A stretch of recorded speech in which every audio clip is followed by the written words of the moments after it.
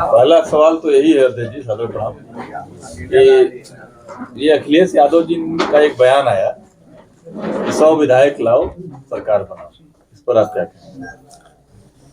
अब आप सब लोग खुद देखिए कि अखिलेश यादव जी का जो ये बयान आया है, माने सपा के राष्ट्रीय अध्यक्ष हैं, प्रमुख हैं, ये कहीं ना कहीं हताशा आपको नहीं दिखता है? ये हताशा का प्रतीक है, क्योंकि 11 साल में हमारी दिल्ली की सरकार, लगभग 9 साल में हमारी उत्तर प्रदेश की सरकार जिस प्रकार से आम गरीब किसान महिलाओं का उत्थान किया है, उससे कहीं ना कहीं उनको ये हताशा का प्रतीक हो रहा है। क्योंकि अगर आप देखें तो भारतीय जनता पार्टी सर समाज की पार्टी है और बिना किसी भेदभाव के काम करती है, और इसी के नाते उत्तर प्रदेश में जो उनका जंगल राज था, उस जंगल राज को तिलांजलि देने का काम उत्तर प्रदेश की जनता ने किया था। और मुझे पूरा विश्वास है कि जिस प्रकार से समाजवादी पार्टी का अभी काम चल रहा है उत्तर प्रदेश में, पुनः उनको उत्तर प्रदेश की जनता जो जाति और धर्म के आधार पर ये राजनीति कर रहे हैं, उससे जनता समझ चुकी है और कहीं ना कहीं इसका जवाब देगी। 2027 चुनाव करीब है, ऐसे में क्या प्लानिंग होगी आप लोगों के बीच में, जैसे आपको बहुत बड़ी कमान दी गई है? देखिए, भारतीय जनता पार्टी के कार्यकर्ता 365 दिन काम करते हैं और जनता की सेवा करते हैं। ये सही है कि अभी साल भर के भीतर ही चुनाव आने वाला है, तो चुनाव के दृष्टिकोण से हमारे कार्यकर्ता सदैव तैयार रहते हैं।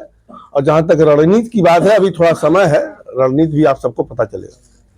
सरकार और संगठन में सब कुछ अच्छा चल रहा है ना अध्यक्ष जी?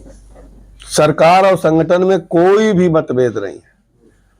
दोनों मिलकर के जहां सरकार का काम होता है सरकार करती है, जहां संगठन का काम होता है संगठन का काम है कि सरकार द्वारा जो कार्य है उन कार्यों को धरातल तक, आम जन तक ले जाकर पहुंचाने का काम है। संगठन उसको बाखूबी कर रही है। अखिलेश यादव अभी तक केशव मौर्य को टारगेट करते थे, लेकिन अब ब्रजेश पाठक भी उसी श्रेणी में आ गए, क्या कहेंगे? मैंने पहले कहा ना कि हताशा का परिणाम है।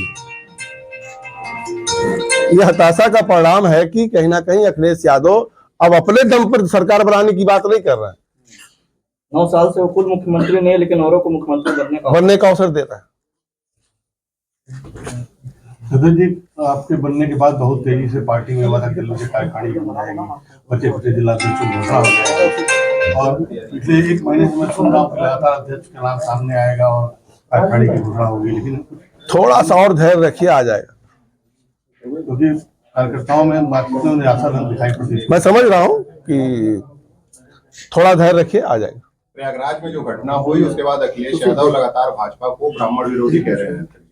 आपको लगता है क्योंकि आपके एक ट्वीट के बाद भी ये तमाम जो है सवाल खड़े होते और आप ही के तमाम विधायक एकजुट होकर आप ही के खिलाफ तमाम चीजों को कहता है, क्या आपको लगता है? पहली बार प्रयागराज के विषय पे मेरा कोई ट्वीट नहीं हुआ, और जहां तक प्रयागराज का विषय है, हमारे दल में सदैव सबको लेकर के चलने की परंपरा है। साधु संतों का हम सम्मान करते हैं और सरकार उस पर काम करेगी। क्या आप ही के पार्टी में कोई ऐसा धड़ है जो आपसे मतलब सेटिस्फाइड नहीं है आपको एज ए प्रदेश अध्यक्ष देखकर? अभी तो आप तलाश करो, मुझे तो नहीं लगता कि प्रदेश में कोई ऐसा धड़ है या कोई ऐसा कार्यकर्ता है, क्योंकि मेरा राजनीति आप महाराजगंज का जानते होंगे कि मैं सबको साथ लेकर के चलने वाला विचारधारा भी रखता हूँ और प्रदेश को भी सबको साथ लेकर के चलने का काम करूंगा।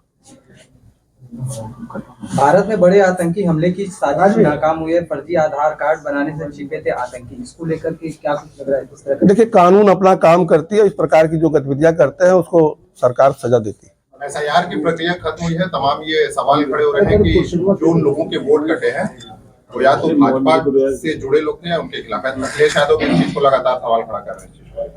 अब अखिलेश यादव एसआईआर पे तो तरह तरह का बयान देते हैं। पहले एसआईआर का वो विरोध करते हैं, हल्ला दंगा करते हैं, पार्लियामेंट से लेकर के सड़क तक करते हैं, और जब एसआईआर में पूरे उत्तर प्रदेश में वोट कटता है तो उस पर वो खुशी भी मनाते हैं कि 2,88,00,000 वोट कटा है। उसमें सभी विधानसभाओं में करीब 70-75 हजार भारतीय जनता पार्टी का कट गया, ऐसा उनके मन में आता है। फिर जब वोट और दुरुस्तीकरण होता है तो भी उनको दिक्कत होती है।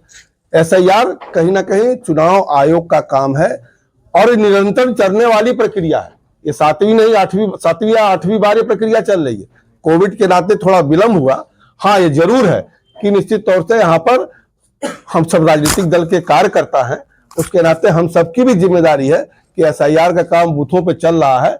मैं कार्यकर्ताओं से निवेदन भी करता रहा हूँ, आज फिर आपके माध्यम से निवेदन करता हूँ कि उस पर कोई अपना मतदाता छूटने ना पाए, ऐसा हमारे कार्यकर्ताओं को प्रयास करना चाहिए। आरएसएस ने गोरखपुर में हिंदुओं की सभी जातियों के साथ भोजन किया, क्या UGC शंकराचार्य जैसे विवाद से हिंदू मतों में बिखराव का खतरा पैदा हो गया है? RSS सामूहिक भोज आज से नहीं कर रही है, बहुत दिनों से कर रही है और निरंतर चलने वाला काम है। मोहन भागवत ने कहा है कि हमें जाति छोड़कर हिंदू समाज के लिए काम करना चाहिए। देखिए, भारतीय जनता पार्टी सर्व समाज की पार्टी है और सबको लेकर के चलने का काम करती है। प्रधानमंत्री जी का जो नारा है सबका साथ सबका विकास, अगर आप देखें तो उसमें कोई जाति धर्म को हम लोगों ने छोड़ा नहीं है। धन्यवाद।